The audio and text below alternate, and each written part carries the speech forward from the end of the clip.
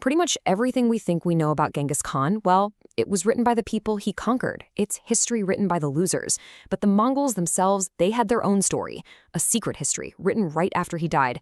And it's not about a world conqueror. It's about a boy named Temüjin, who was forged in betrayal, starvation, and just unbelievable violence.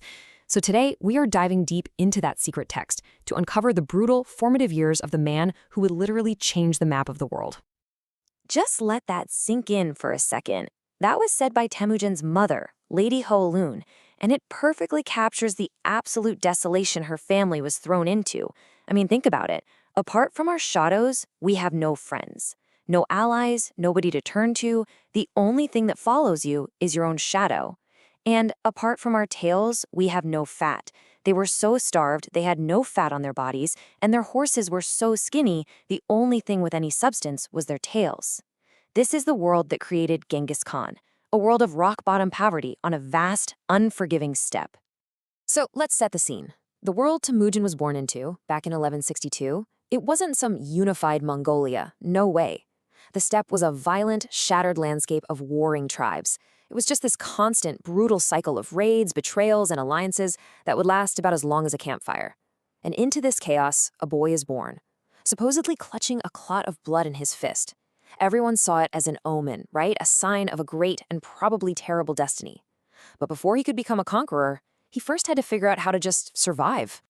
And everything, I mean everything, changes when Temüjin is just 9 years old. His father, a minor chief named Yasuge, gets poisoned by some rivals. Suddenly, there's a power vacuum. And their own clan, the Temüjins, they look at this widow and her kids and they don't see family to protect. They see a weight to be cut loose. It is the ultimate betrayal, to be cast out by your own people, basically told you're worthless and just left to starve. His mother, Lady Hoelun, is forced into this desperate fight for existence, teaching her kids how to dig for wild onions and catch tiny fish in the river just to make it to the next day. In this new reality, resources were so unbelievably scarce that every single thing was a fight. The old rules of society, gone. There was only one law now: survive.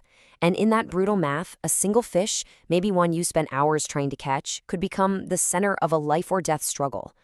This was a world where the gnawing pain of hunger could just erase everything else, even the bond between brothers. So when his older half-brother Bektar tries to pull rank and just steals that fish, Temüjin doesn't just get mad. He and his younger brother Kaysar, they literally stalk Bektar through the grasslands like he's an animal. They corner him, and even though he begs for his life, they just fill him with arrows, in cold blood.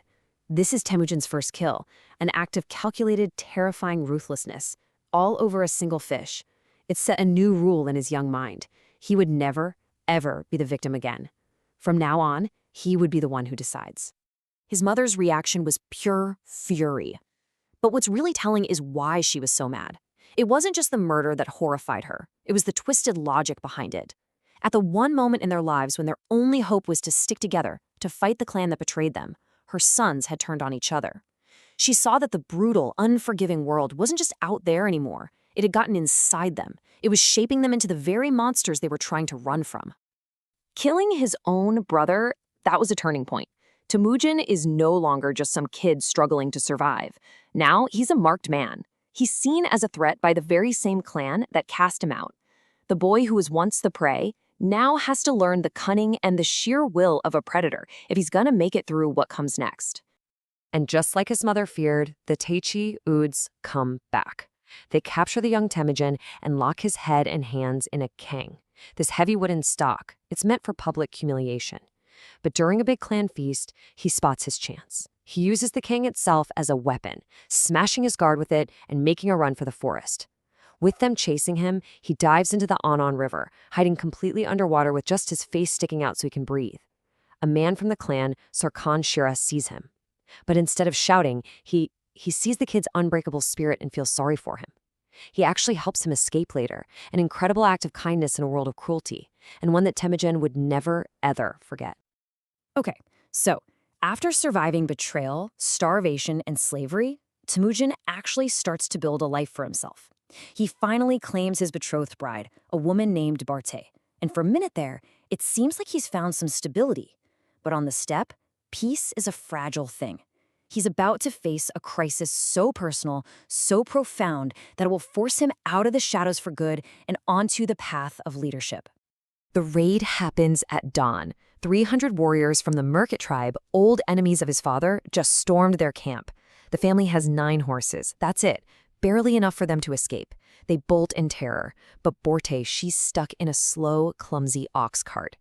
In a horrifying split-second decision, they have to leave her. They have to abandon her to the raiders. Temüjin gets away with his life, but he loses his wife. He flees to this sacred mountain, Burkhan Khaldun, and he is just completely broken. He doesn't see his survival as a win. He sees it as the ultimate humiliation. His life was like that of a louse, he says, a pathetic insect, saved only because he ran. He beats his chest in agony and makes a vow to the eternal sky. Right then and there, he will get his wife back. This moment, this point of total vulnerability and deep, burning shame, this is where the iron will of the future Khan is truly forged. But how? Seriously, how is he going to do it? He has no warriors, no money, no power. To get his wife back, Temüjin has to use the only currency he has left, the ancient, powerful social bonds of the steppe. He has to turn relationships into an army. First up, you've got Chuda. This is the bond of marriage. And you have to understand, this was a massive political tool. You marry your daughter to a rival chief, and boom, a potential enemy is now your son-in-law. You're weaving this web of kinship and obligation across the entire steppe. But even stronger than that was Anda, the bond of a sworn brother. This wasn't just being friends. This was a sacred blood pact between 2 men. They declared themselves brothers, equals, and they were sworn to help each other until death. It was a bond designed to be stronger than even clan loyalty. And finally, there's Noker. This is all about the powerful personal loyalty between a charismatic leader and his followers. A Noker didn't follow a tribe or a title. He followed the man. He was drawn in by his character, his vision. And this idea, this would become the absolute bedrock of Temüjin's future empire. So Temüjin starts masterfully pulling these invisible strings of power. He goes to Toryal Khan, the powerful leader of the Kariot tribe, and his dead father's Anda. He presents him with a priceless black sable coat, Berta's dowry, and reminds him of his sacred oath. Toryal Khan agrees, pledging 20,000 men. Then, Temüjin goes to his own Anda, a childhood friend named Jamuka. Jamuka raises another 20,000. Just like that, the man who had nothing now commands an army of 40,000 warriors. All right, so this is it, the moment of truth. The stage is set for a massive showdown. And this is so much more than just a rescue mission. This is Temüjin's first real military campaign. Whether he succeeds or fails here isn't just going to decide Borte's fate, it's going to decide his own destiny as a leader. The strategy itself, it's simple, and it is absolutely devastating. It's a massive pincer movement.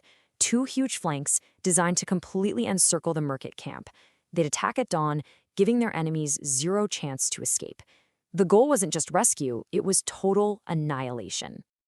I mean, just look at the sheer scale of the force Temüjin brought to bear. It was completely unprecedented. The Merkits, they were hunters and herders, not a professional army. They were scattered, sleeping in their camp, totally unprepared for a coordinated attack on this scale. They had absolutely no idea what was about to hit them. The secret history describes the attack with these chilling, brutal details.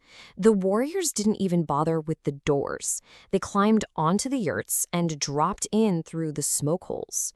It says they smashed the doorframe, which was a hugely symbolic act of destroying the family itself.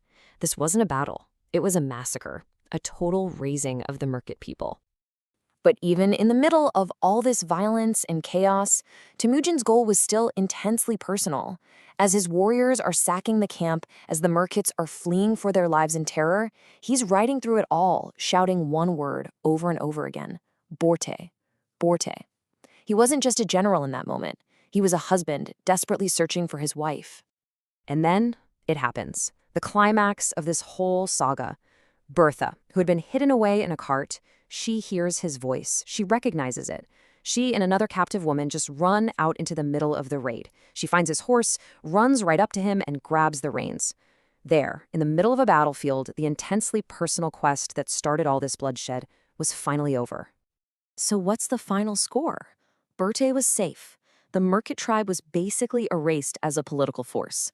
And in a really strange moment of mercy amidst all that carnage, Temüjin's mother adopts a little Merkit boy they found in the ruined camp.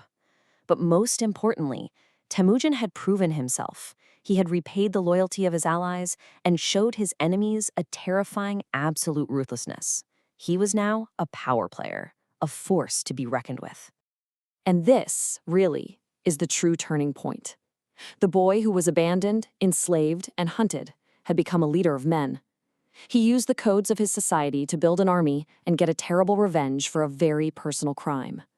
But the question that hangs over everything is, in achieving that personal goal, did he accidentally discover that those exact same tools, loyalty, strategy, and pure ruthlessness, could be used for something far, far bigger?